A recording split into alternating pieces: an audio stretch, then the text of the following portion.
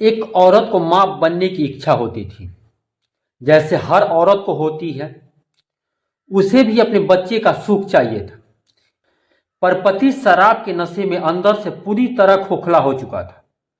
अपनी पत्नी की इच्छाओं को कभी पूरा ही नहीं कर पा रहा था। ऊपर से घर वाले, नाते रिश्तेदार, सास ससुर, ननद उससे बच्चे की उम्मीद लगाए बैठे थे। सब कहते शादी के इतने साल हो गए, नई खुशखबरी कब सुनाओगी। इससे परेशान होकर एक दिन ऐसा कदम उठाने की सोची। उसने सोचा पति से ना सही, किसी और से ही सही। कहलाएगा तो मेरा ही बेटा, मैं उसे तो अपने पति का ही नाम दूंगी। वो मेरे पति का ही खून कहलाएगा। सबको बच्चे चाहिए, मैं बच्चा एक दिन जरूर दूंगी। पति से नहीं हो रहा है तो क्या, मैं कहीं से भी लाके घर वालों को एक बच्चा जरूर दूंगी, भले इसके लिए मुझे कोई भी कदम उठाना क्यों ना पड़े। जायज हो या नाजायज हो, मेरे घर का वारिस होगा। वो तो मेरे पति का ही बेटा कहलाएगा। सास को पोता चाहिए, पर पति से कुछ होता ही नहीं। सास से मैं कैसे कहूं कि आपके बेटे से ही कुछ होता नहीं, फिर मैं मां कैसे बन सकती हूँ।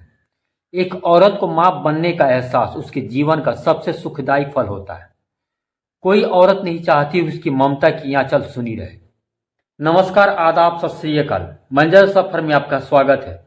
प्लीज हमारे चैनल को लाइक करें, सब्सक्राइब करें, कमेंट करें, साथ ही बेल आइकन दबाना ना भूलें। कोमल अपने बच्चे की ममता का सुख पाने के लिए किसी हद तक जाने को तैयार थी, क्योंकि वो समझ चुकी थी मेरे पति से तो कुछ होता नहीं। क्योंकि वो समझ चुकी थी मेरा पति तो मां बनने का सुख मुझे कभी दे ही नहीं सकता। वो मन ही मन सोचती मेरे पति में इतनी ताकत नहीं है कि कभी उसके बच्चे की मां बन ही नहीं सकती। मुझे तो मां बनना है किसी भी हालत में। इसके लिए मुझे जो चाहे वो करना पड़े, वो मैं करने को तैयार हूं। शादी के 6 साल गुजर जाने के बाद भी कोमल की ममता की आंचल आज भी सुनी थी। वो किसी भी हद तक जाकर मां बनने की सपने देखने लगी। इसके लिए कोई भी कदम उठाने को तैयार थी। लोगों के ताने ने उसे जीना मुश्किल कर रखा था। सास ननद अक्सर उसे बांझ बांझ कहा करते। वो कहते इसका मुंह देखना भी पाप है।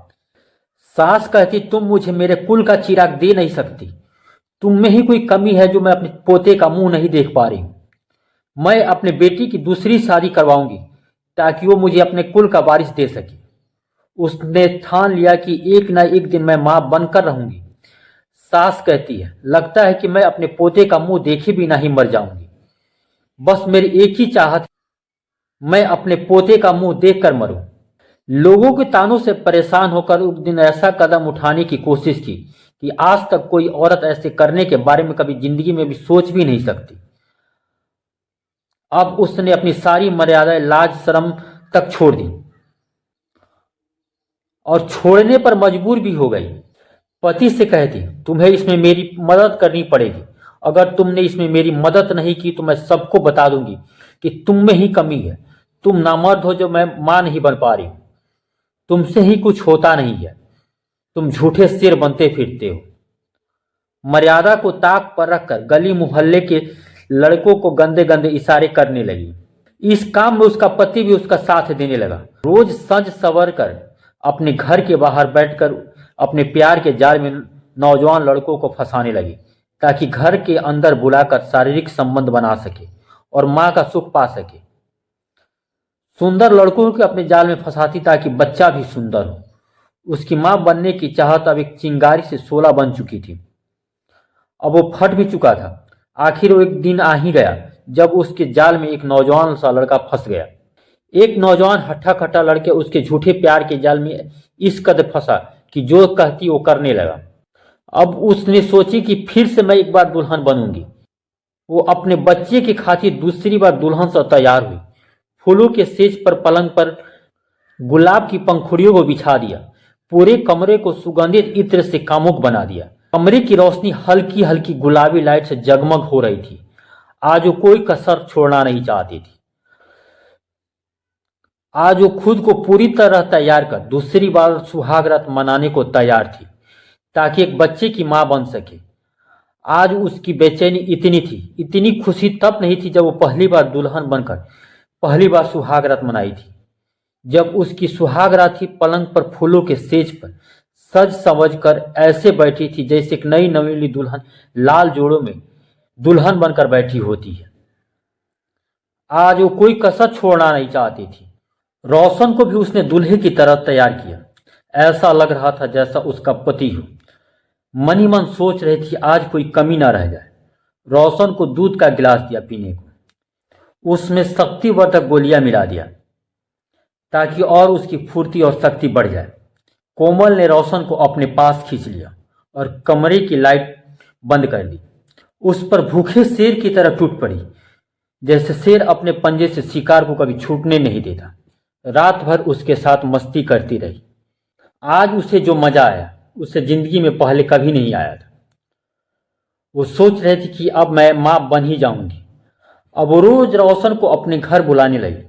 अब उसके साथ शारीरिक सुख का आनंद उठाने लगी। अब उसको इस काम में मजा आने लगा। मां बनने के लिए जो उसने किया था अब उसका उस शौक में तब्दील हो गई। अपने पति को तो पास कभी आने नहीं देती थी। अब तो पति को कोमल को छूने तक की हिम्मत नहीं होती। पर धीरे धीरे रोशन से भी उसका मन भरने चुका था। उसे अब दूसरों मर्दों की तलाश रहती। अब उसे नौजवान हो बूढ़े हो हर किसी पर डोरे डालने लगी। हर किसी के प्यार के समुद्र में गोते लगाना चाहती थी। दिन प्रतिदिन जिस्म की भूख बढ़ने लगी। पति को उसकी हरकतें पसंद नहीं आती, मगर पति कुछ कर भी तो नहीं सकता था। पति को भद्दी भद्दी गालियां देती। उससे कहती अगर तुमसे अगर कुछ जो होता तो मुझे ये दिन देखना नहीं पड़ता। तुम्हें अगर जोर होता तो मुझे कदम उठाना ही नहीं पड़ता। मुझे ये करने पर तुमने मजबूर किया। एक दिन ऐसा समय आया कि वो पेट से हो गई। 9 महीने के बाद उसने एक बेटे को जन्म दिया। लोगों ने पूछा तुम तो आखिर मां बन ही गई, पर एक बात बताओ इस बच्चे का बाप कौन होगा। एक पल के लिए वो भी सोच में पड़ गई कि आखिर इस बच्चे का बाप होगा कौन। मैं इसे अपने पति का नाम तो दूंगी, पर जिंदगी भर लोगों और मेरे मन में एक ही सवाल खटकता रहेगा कि आखिर इसमें खून किसका है। कोमल को मां का सुख पाने के लिए क्या क्या नहीं करना पड़ा। लोगों के तानों से परेशान होकर ये कदम उठाने पर मजबूर हुई। आखिर अंत भला तो सब भला। आखिर इसमें गलती किसकी है, कोमल की या कोमल के घर वालों की, सास ननद की या पति की? कमेंट कर बताएं। प्लीज ये कहानी आपको कैसी लगी कमेंट करके हमें बताएं।